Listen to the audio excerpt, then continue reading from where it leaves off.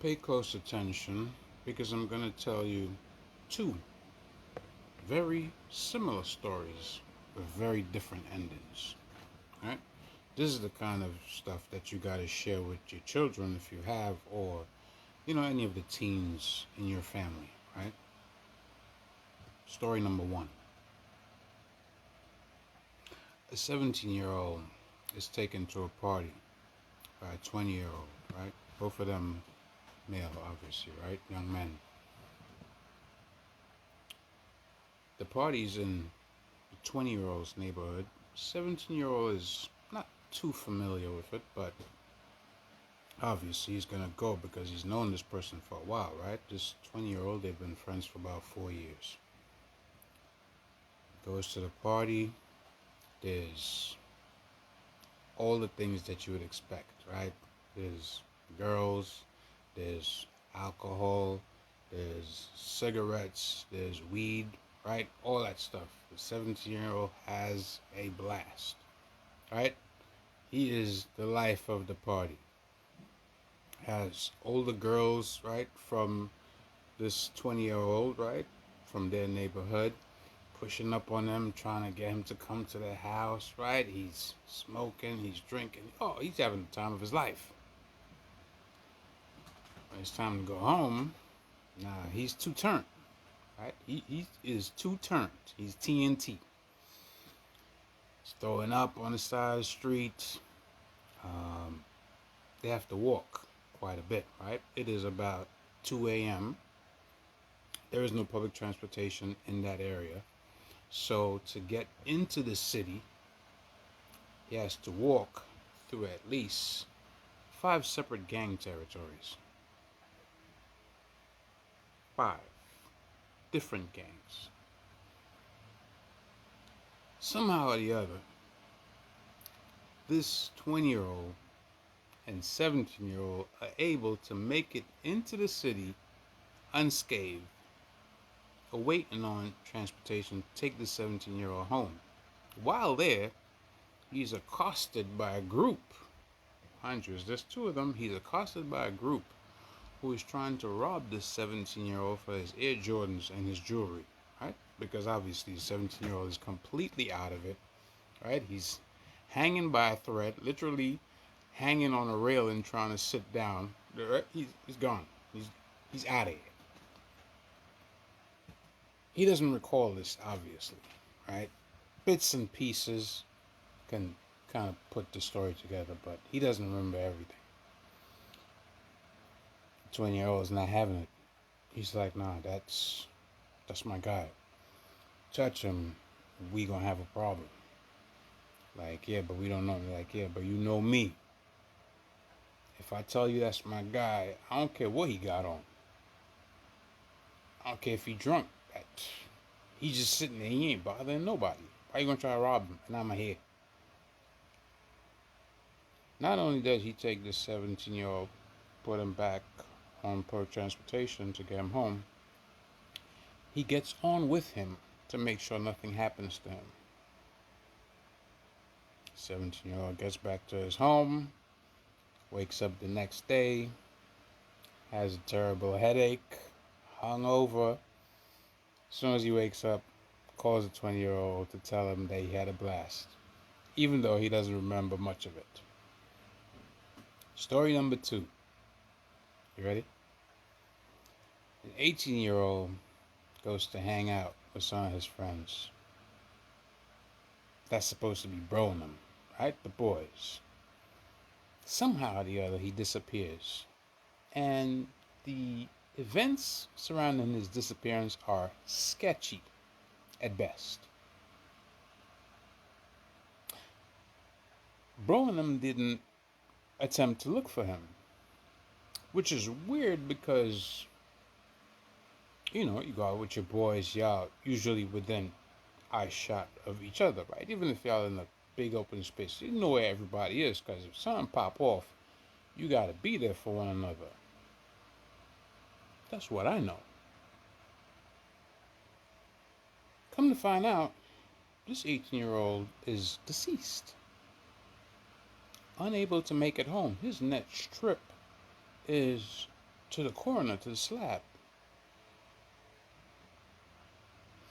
These rolling them, head home, delete social media accounts, and retain lawyers.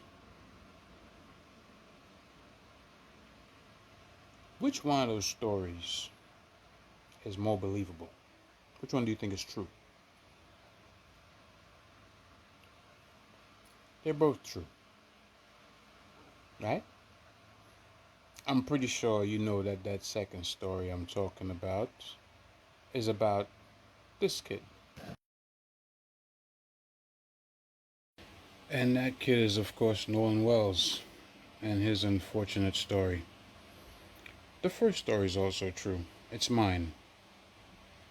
I was that 17-year-old, and I was able to make it back home, safe and sound, not a scratch on me.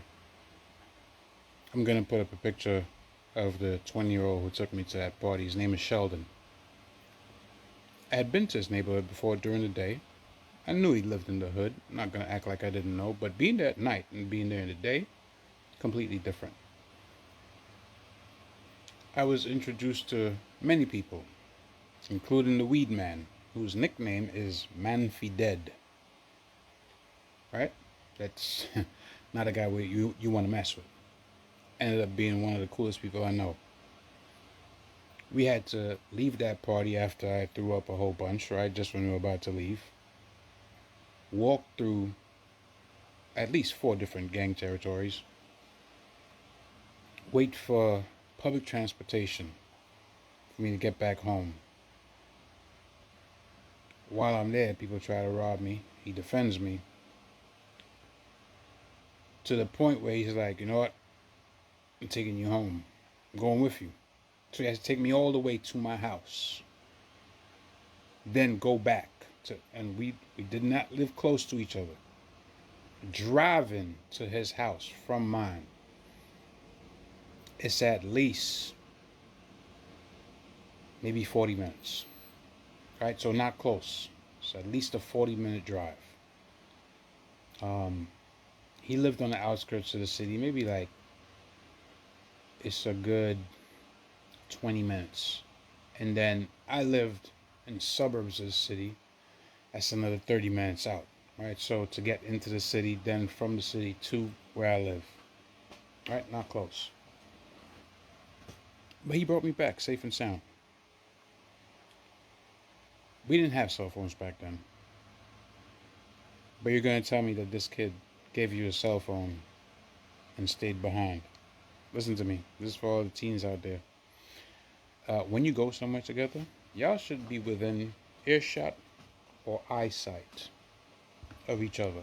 Even if it's 2 groups meeting up, a group of boys, a group of girls, y'all gonna hang out, whatever, y'all pair up, go do what y'all do. That's fine. Whoever's in the Nike store, you should know who's in the Nike store, who's in the theater, who's at McDonald's or Wendy's getting food, yeah.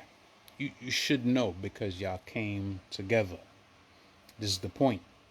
If you go somewhere together, y'all go back together. You don't leave nobody behind. People will tell you, we go out a lot of places, went out to a bunch of places. I mean, we was always out. We're not leaving nobody behind. And we're not going to be that far away that we don't know what's going on with bro. Even if I'm pushed off to the side talking to some girl that we met up with or whatever, I still know where my people are at. Because if the shit goes down, you need to be there for your boys, right? To defend them.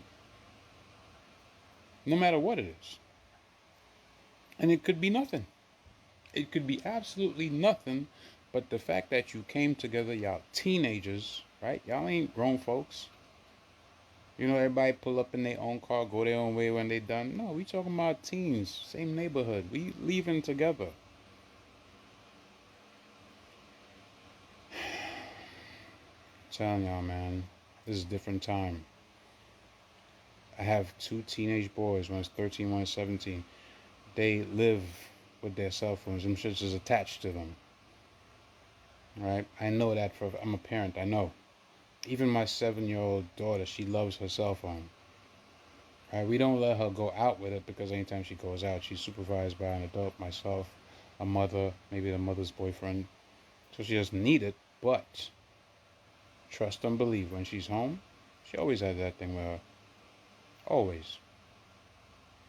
So, again, you know,